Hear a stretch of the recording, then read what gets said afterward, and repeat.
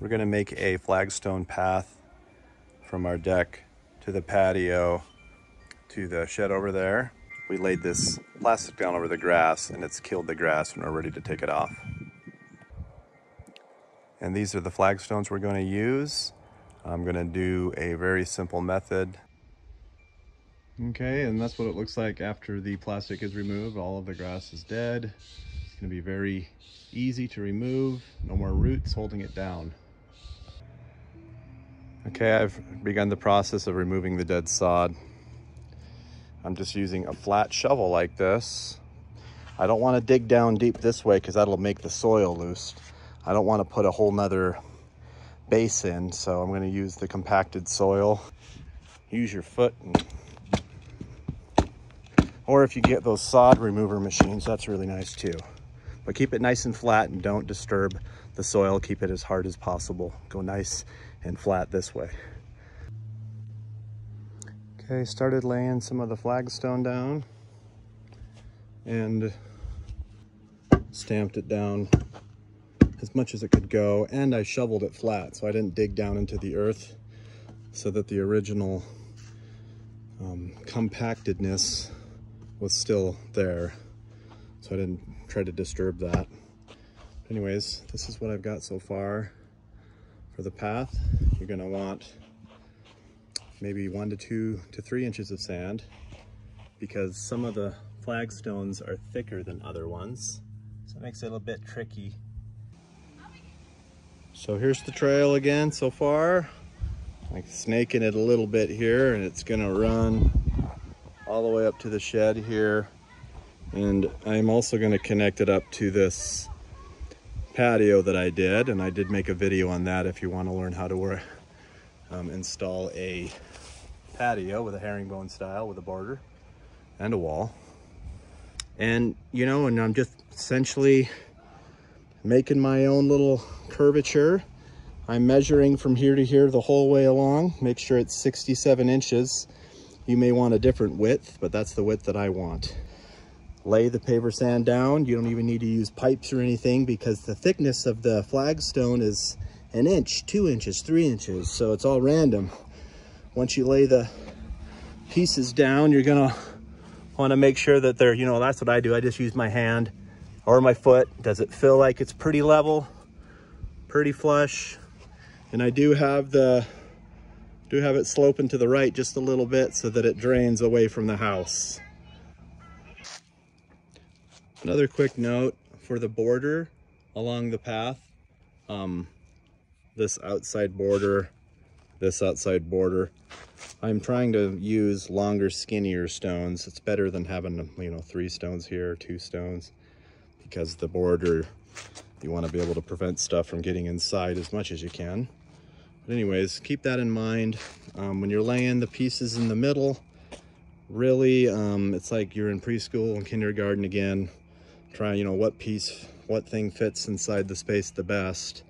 Every once in a while, I'll actually take a hammer and I'll break the side or the corner off if I need to, but I've only had to do that to maybe like 5 stones so far, because most of them are fitting in really nice.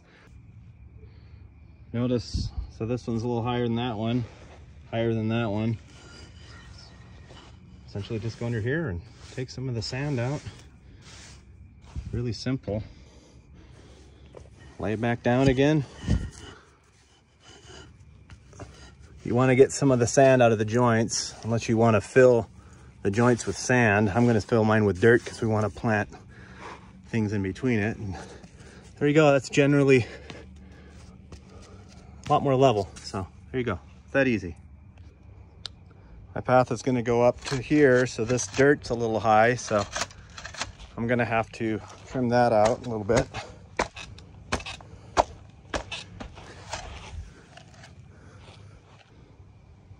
And these flat shovels are the best. You're not going to want to use the shovel that are, you know, that go to a tip. I should note, the grass doesn't have to be dead. It's just a little easier. But you can still use the flat shovel and get the green grass out as well. Just a little easier when it's dead. You're dealing with less roots, less weight. But I've put enough sand here, I think, that will be enough to make it level with the other bricks.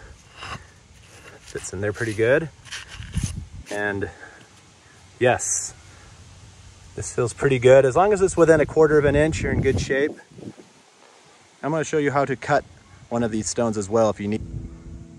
So I'm going to demonstrate how to cut one of these flagstones.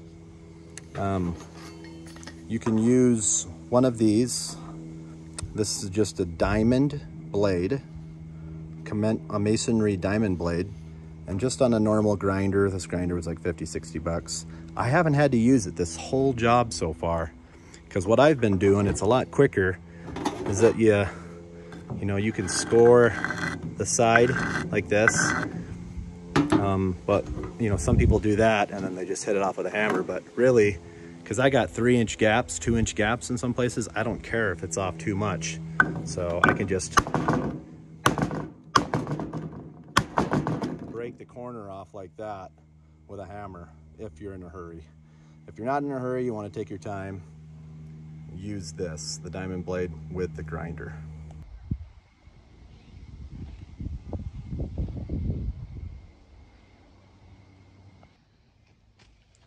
Okay, I should say that I did add this connector route in here. This is my patio, and I added this to the trail here coming down. But you have different options to fill these voids in here.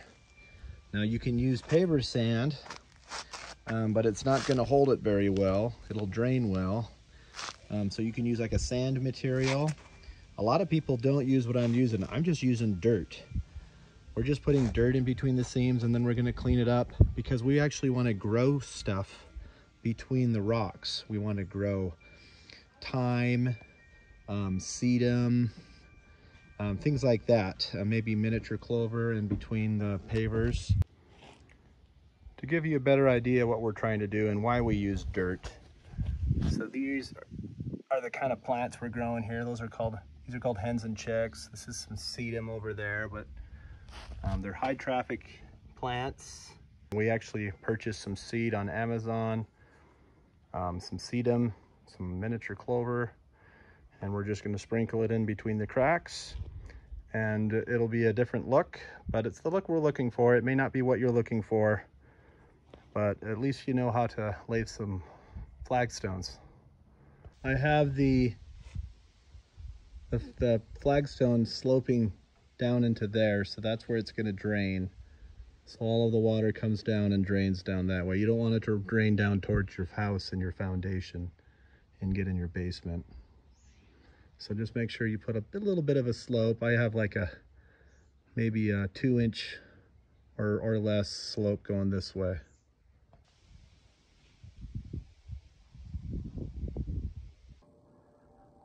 Okay, finally completed the path.